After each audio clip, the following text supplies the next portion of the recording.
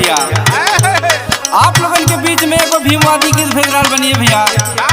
हमके आशा ना पूरा विश्वास बा कि आप लोग की जरूर पसंद आई। कहना बा ये ब्रजेश भैया कैसे कहले आजाद बाबा भीम के कलमिया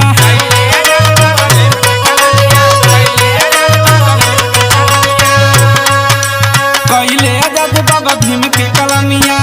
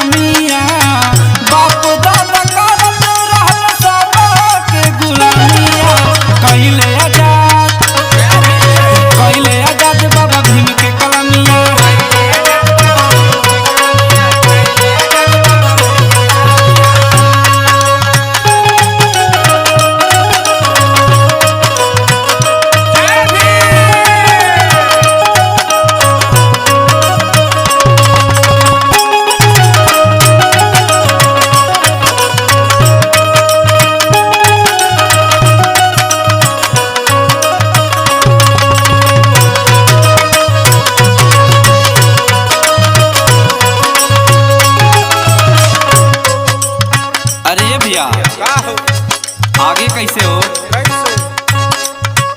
भीम बाबा कैले बाड़े सबके आजाद हो